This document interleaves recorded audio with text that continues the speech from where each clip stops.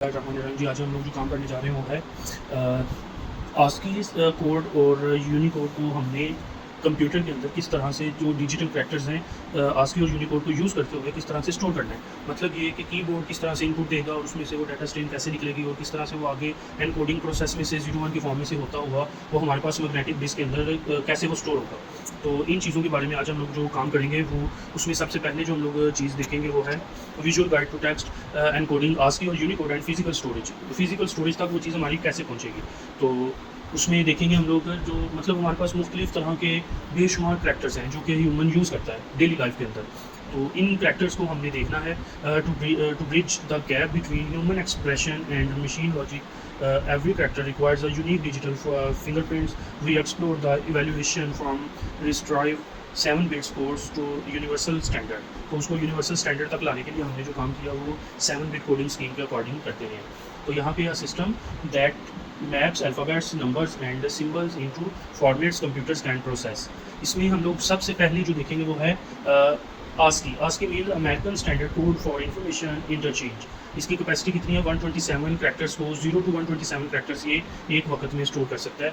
और इसमें है the 7 bit standard ASCII was the first universal language for computer assigning a code between 0 and 127 to English alphabets and symbols. It serves as the bedrock of early computing.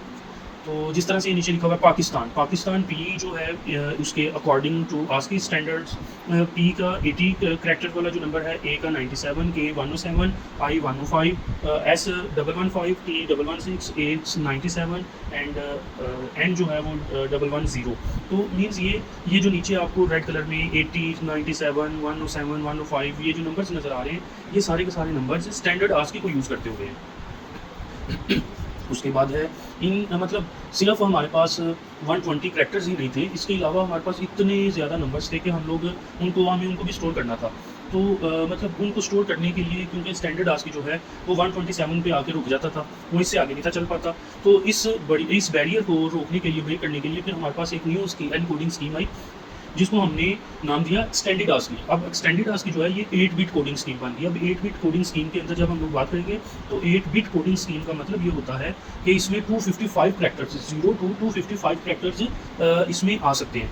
तो इसमें extended ASCII double capacity to 256 characters by using a full 8 bit while it patched the immediate need for European accent.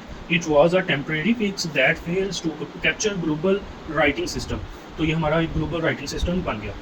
फिर क्या हुआ, उससे भी बड़ा हमारे पास जो है ना एक सिनेरियो आ गया। अब हम लोग रीजन वाइज चलेंगे। रीजन वाइज जाते जाते हमारे पास डिफरेंट रीजन्स में डिफरेंट जो है वो करैक्टर्स होते थे, डिफरेंट नंबर्स होते थे, डिफरेंट लेटर्स होते थे जिनको कि हमें राइट करना होता था। तो अब उसको करने के लिए 255 से भी करैक्टर्स हमारे पास और बढ़ गए।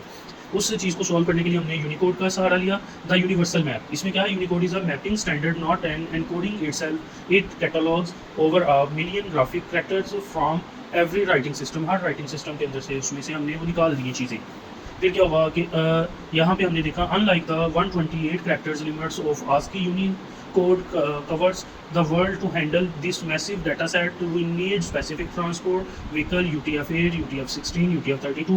इनको हमने एक साइड पे रखा, मतलब ये आगे से उसकी लेयर्स निकला, यूनिकोड की आगे लेयर्स आ गई UTF में।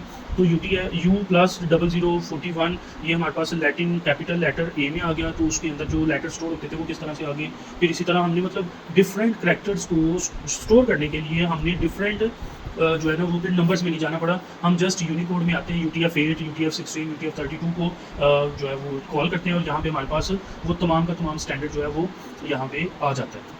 अब UTF-8 की बात करते हैं। UTF-8 the efficient spare shifter means यहाँ पे ये होगा कि जिसका जो दिल चाहे वो कर सकता है। मतलब ये कि ये 8 बिट ही कोडिंग स्कीम है, मगर इसमें जो लेंथ है वो हमारे पास अगर करैक्टर चाहे वो 1 बाइट पे आना चाहे, वो 2 बाइट पे आना चाहे, वो 3 बाइट पे आना चाहे, वो 4 बाइट पे आना चाहिए, ये उस फाइल की अपनी मर्जी होती है। अब यहाँ पे U+0041 मीन्स बाइनरी में हमारे पास 01000001 बन रहा है। इसका साइज़ 8 बिट्स बन रहा है, मीन्स 1 बाइट है। UTF-8 is the web's standard because it is efficient, it uses only the bytes it needs keeping English text small while expanding for complex languages. Technical note में UTF-8 encoding scale जो है वो हमारे पास कैसे चलता रहा, अब इसी को हमने जाना है। UTF-8 के अंदर क्या है, इन एक्शन या एक्सपेंडिंग बाइट्स के अंदर हमारे पास अगर एक करैक्टर हमने स्टैंडर्ड में लिखना है तो वो ए में आ जाएगा, और जैसे हमने उर्दू के अंदर आगे ये पे आ गए या किसी और लेटर पे आ गए तो वो हमारे पास वो ज़्यादा बाइट्स में आ जाएगा। उसकी रीज़न क्या है, रीज़न ये है कि उसमें ज़्यादा स्पेस यूज़ होगी, वो बाइनरी में वो ज़्यादा स्पेस लेगा, दैट्स वाई हमने उसको यूज़ कर लिया। अब UTF-8 is adaptable while A takes 1 byte complex characters like the Urdu, ये trigger the system to use 2 bytes. Same वही बात है, 1 2 3 4 कोई भी बाइट वो इस नंबर के ऊपर डिपेंड करता है वो कितनी बाइट्स यूज़ करना चाह रहे हैं। आगे UTF-16 की बात करें तो UTF-16 जो है वो 2 बाइट्स मिनिमम नंबर सिस्टम है, जिसमें एक कैरेक्टर है एक, मतलब इसमें हमारे पास 2 बाइट्स को यूज़ किया जाए तो 2 बाइट्स में फर्स्ट वाले जो सारे 0 हो जाएंगे, लास्ट वाले जो है वो ए के अकॉर्डिंग आएंगे, तो वो हमारे पास एक जो फर्स्ट वाली बाइट 1 बाइट बनेगी वो एक इन एफिशिएंट वे बन जाएगी, मतलब वो बहुत ज़्यादा स्पेस यूज़ होगी, पैडिंग होगी, मगर क्योंकि उसकी वो हमारे पास इतनी ज़रूरत नहीं है, मगर फिर भी यहाँ पे हमें यूज़ करने की वो जो है ना मतलब ज़रूरत महसूस होगी।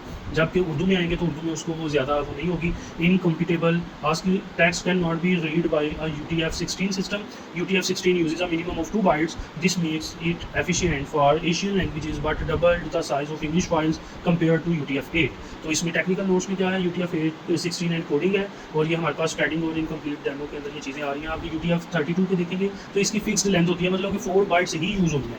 उसमें 4 बाइट्स अगर हमें जस्ट ए लिखना पड़ रहा है तो ए की जगह पर जो अब फर्स्ट वाली 3 बाइट्स यूज़ होंगी, क्योंकि ए वाली तो लास्ट वाली बाइट होगी, उससे पहले वाली जो बाइट्स होगी वो हमारी 3 बाइट्स फजूल में जो है ना वो स्पेस यूज़ करेंगी इसकी। तो representation of a letter A 4 bytes. अच्छा, UTF-32 is computationally simple because every character is exactly the same size, 4 bytes. However, for standard text it is extremely space efficient, acting like a shipping container for a single pen.